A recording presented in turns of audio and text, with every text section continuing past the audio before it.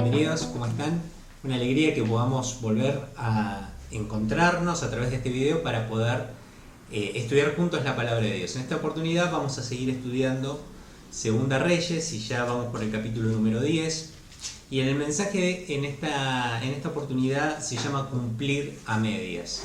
El capítulo 10 nos relata la historia, o digamos, gran parte de la historia y el final del rey Jehú, que es un rey que Dios levantó en Israel con el propósito de castigar a la familia de Acab, que había sido un rey muy malvado y que había traído mucho extravío a la nación de Israel. Y Dios, a través del profeta, le había dicho a Jehú que tenía que tomar posesión del reino y tenía que eliminar a la dinastía de Acab por completo, es decir, a toda su familia, y eliminar la idolatría de Israel.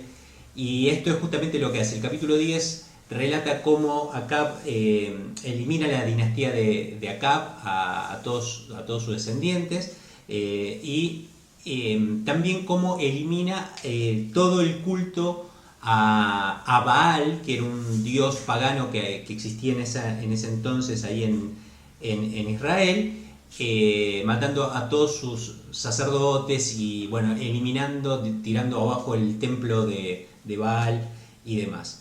Y vamos a leer un pasaje en el que Dios le dice algo muy interesante a Jehú, y vamos a ver cómo cumplir a medias tiene algunas consecuencias.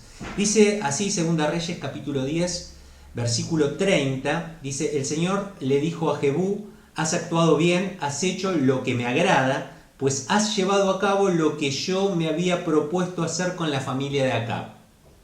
Por lo tanto, durante 4 generaciones tus descendientes ocuparán el trono de Israel. Sin embargo, Jehú no cumplió con todo el corazón la ley del Señor, Dios de Israel, pues no se apartó de los pecados con que Jeroboam hizo pecar a los israelitas.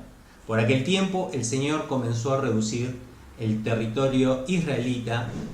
Hazael atacó el país por todas las fronteras. Bueno, algunas cosas interesantes que me gustaría que analicemos juntos en esta oportunidad. Primero, Jehú cumple con el propósito de Dios. Dios se lo reconoce y de hecho lo recompensa. Le dice: por 4 generaciones vos tu descendencia va a reinar sobre Israel. Es decir, Jehú cumplió, eliminó la dinastía de Acab y también eliminó el culto a Baal, y Dios se lo reconoce. Pero siguió teniendo un problema, el problema de la idolatría. Él siguió adorando, además de a Dios, a los becerros. Era el pecado de la idolatría que había impuesto Jeroboam en Israel. Él lo siguió practicando, él siguió adorando a los becerros en distintas estatuas, en distintos lugares. Con lo cual, hizo lo que Dios le mandó,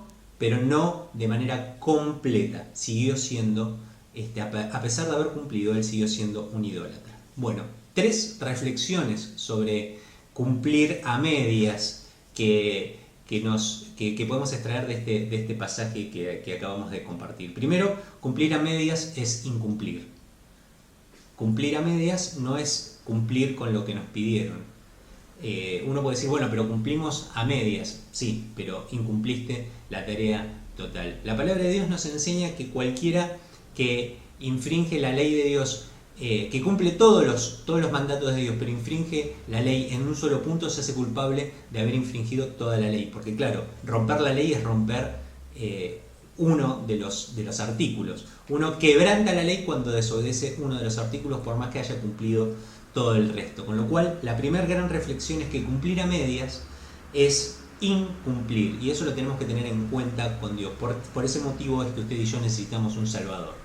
Hemos sido personas muy buenas tal vez en muchos ámbitos de nuestra vida, pero hemos incumplido, con haber incumplido solo un punto de la ley de Dios, nos hacemos culpables de toda la ley, Por eso es que el ser humano requiere de un Salvador, por eso vino el Señor Jesucristo a buscar y a salvar lo que estaba perdido. Pero recordemos que cuando nos presentamos delante de Dios somos incumplidores por definición, porque incumplir o cumplir a medias la ley de Dios es incumplirla en su totalidad. La segunda reflexión que yo quisiera sacar acá es que la idolatría es una falta grave para con Dios. Dios nos bendice y siempre nos está llevando hacia nuevos estadios de bendición. Pero la idolatría es algo que está anidado en el corazón del hombre. ¿Qué es idolatría? Idolatría es poner cualquier cosa en el lugar de Dios. Cuando uno pone cualquier cosa en el lugar de Dios, eso es idolatría. Quizás usted no tenga una estatua en la cual le esté prendiendo inciensos en su casa, o tal vez sí lo haga, pero probablemente no. Entonces usted me dice, bueno, yo no soy un idólatra, pero si hay algo que está ocupando el lugar de Dios, eso es idolatría. Puede ser tus negocios, puede ser algún proyecto personal, puede ser el dinero, puede ser la búsqueda de la fama o la necesidad de estar siempre en un lugar de preeminencia. Puede ser el deporte o puede ser cualquier cosa que usted considere que es más importante o que ocupa el primer lugar. Dios no quiere todo el lugar. Dios requiere y pide siempre el primer lugar. Con lo cual, cualquier cosa que esté en primer lugar antes que Dios, eso es idolatría, y la idolatría es una falta grave para con Dios. Debemos recordar esto. Y por último, el tercer punto que quisiera que reflexionemos y que tengamos en cuenta en esta oportunidad es que a pesar de que la gracia de Dios siempre supera nuestro merecimiento, es decir, los actos que la merecen, obviamente siempre la gracia de Dios es más grande. Dios no nos paga de acuerdo a lo que merecemos, sino que opera por gracia.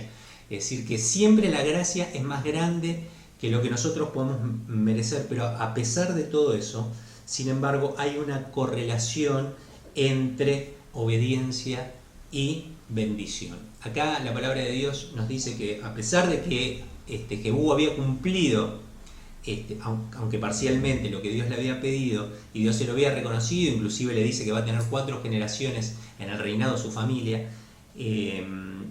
la palabra de Dios nos dice que como Jehú no se apartó de los pecados de Jeroboam, es decir, ser un idólatra, la nación vivió en guerra durante todo el tiempo, empezó a ser atacada, y dice que el Señor empezó a reducir en los territorios de Israel. Probablemente Dios tenga muchas bendiciones para nosotros y probablemente su gracia supere todos nuestros pecados y nos dé cosas aún a pesar de que somos malos y que traicionamos los conceptos de Dios.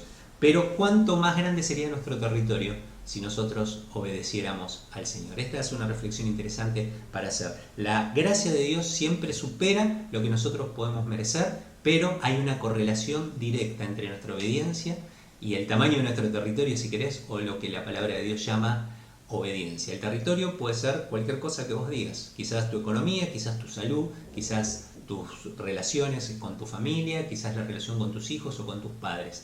¿Cuánto más grande sería nuestro territorio si nosotros nos dedicáramos a obedecer al Señor? Finalmente, la gran conclusión de todo esto, cumplir a medias, es incumplir. Muchas gracias por escucharme, que Dios te bendiga.